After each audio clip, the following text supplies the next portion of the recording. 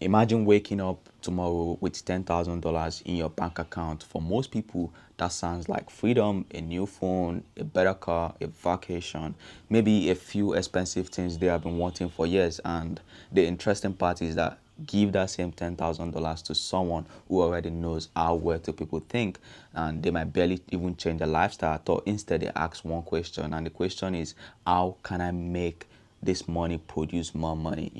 That question is one of the biggest differences between people who constantly struggle with money and people who build lasting wealth, because managing money like the 1% isn't simply about making more. It's about knowing what your money is supposed to do. And in this video, I'm going to show you how to start thinking about money the way wealthy people do, not by pretending you're already rich, but by using the same principle that can help you become financially stronger. Number one is for you to stop thinking about money as something to spend. And the first mindset shift is simple. Stop seeing money as something that exists mainly for you to spend. Instead, see money as a tool. Every dollar that enters your account as a job. Some money pays for your life, some protects you from emergencies, some buy assets and some give you opportunities. It sounds simple, but most people have only one relationship with money. They earn it and they spend it. The salary comes in, the rent goes out, the bills goes out, the food also goes out, and the entertainment also takes money from them. And suddenly the month is over and that cycle repeats itself again. And that the wealthy people actually try to break that cycle. They don't ask, how much can I afford to spend? They ask, how much can I afford to keep? And asking that question can completely change the way you manage your money. And the second one is actually to pay yourself first. That's one of the most simplest principle of wealth building, is actually paying yourself first. Yeah, is what that means. When you receive income, you don't have to wait until the end of the month to see what is left, because if you do that, there'll be nothing left, honestly. And instead, you have to decide beforehand how much of your income belongs to your future. It could be 10%, it could be 20%. If you're starting with very little, even 5% is a good beginning. So assuming you earn $2,000 a month, automatically you move $200 into your savings or investment before you start spending. By that, you've made progress. If you do that continuously for years and months, the power is not just in the $200, but the power is in the habit of taking some percentage out of your income and you keep that in an investment or savings account. Because wealth is often built through consistency rather than one dramatic financial decision. Thirdly, the third part is to control your lifestyle. You have to control your lifestyle, because that is literally one of the biggest financial traps.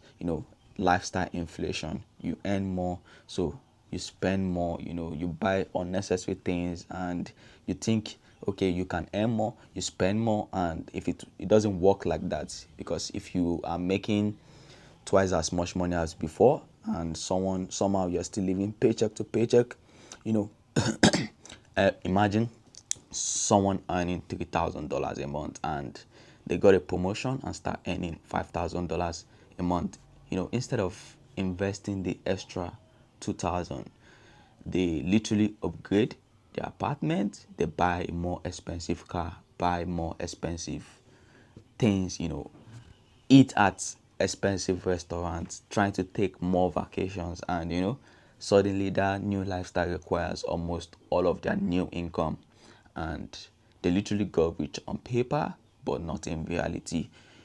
A smarter approach to that is to allow your lifestyle to grow slower than your income. If your income increases by $1,000, you don't necessarily need to spend another $1,000. You may spend like a little, $300, and you divert the other $700 towards your financial goal. And that's how you create the gap between income and expenses, and that literally gives you more wealth. The fourth part is actually to know where every dollar is going. You need to know where every dollar is going. You don't need an incredible complicated financial system, but you need awareness. You need to know your income, you need to know your fixed expenses, you need to know your variable expenses, your debt. Knowing how much you save and knowing how much you invest is very, very important, because you cannot improve something you refuse to measure. And you have to think about your money like a business. A successful business knows how much money comes in and how much money goes out. They know where the money is being spent. So you have to treat your personal finances the same way. Once a month you sit down and look at the numbers. You have to ask yourself, where did your money go to? What expenses surprised you? What can you reduce? You have to cut your expenses. And what can you automate? Most importantly, did your money move closer to your financial freedom? You have to keep asking yourself those questions. The fifth one is actually to build an emergency fund. Before you start chasing huge investment return, you have to build protection, because financial emergencies don't care about your plans. Your car can break down, you can lose a job, a family emergency can happen, an unexpected bill can appear. So without savings, one bad month can force you into debt, because if you don't have your emergency fund available, you are going to borrow to sort out those situations. So that is why an emergency fund is very, very important. The exact amount actually depends on your situation, but a common goal is to eventually build several months of essential living expenses, probably 6 months to a year. So you have to think of it as a financial armor. You may never need it, but if something goes wrong, you'll be glad it's there. And that's another benefit. Having emergency savings give you something that you can rely on, which is peace of mind as well. So the sixth one is to stop confusing assets with expenses. Exactly. You have to stop confusing your assets with expenses. It is a very important distinction. Something can make you feel rich without actually making you wealthy. A luxury car might look impressive. A designer bag might look impressive. But the appearance is not the same as wealth. An asset is something that can potentially generate income or increase in value. And that could include your business, your investment, your intellectual property, or other productive assets. The point is that you should never buy new things, no, but you should understand what you are buying. And you don't buy liability, you buy assets. Your asset makes you grow wealthy. Liability keeps getting money from you. So the seventh one is to make investing boring. A lot of people think investing has to be exciting. They watch someone turn $1,000 to 100,000 to $1,000,000, and suddenly they want to. But wealthy financial behavior is often surprisingly boring. It is a long-term thinking, regular contribution. You have to risk so many things. You need patience, you need diversification. So instead of constantly asking what is going to make me rich quickly, you have to ask yourself, what can I consistently invest for the next 10 or 20 years?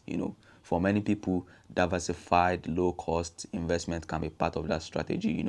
The exact investment you choose should depend on your goals, your risk appetite, your country, taxes, and your financial situation.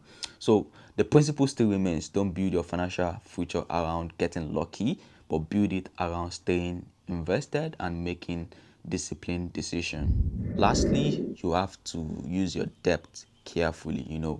Debt isn't something that is automatically good or bad. It depends on what the debt is doing. Some debt can help you acquire something productive, and other debt simply allows you to consume money that you haven't earned yet. Like credit card debt, with high interest can become especially dangerous because interest can work against you. You buy something today and continue to pay it for long, even after the exact excitement is gone, you know. The wealthy understand that borrowed money has a cost. So before taking on debt, ask yourself, will this debt produce something meaningful, and what is the interest rate, and can you comfortably, repay it, and the most important is to ask yourself, will this move me forward or take you backward, so the next time money enters your account, don't immediately ask, what can I buy? Ask something more powerful.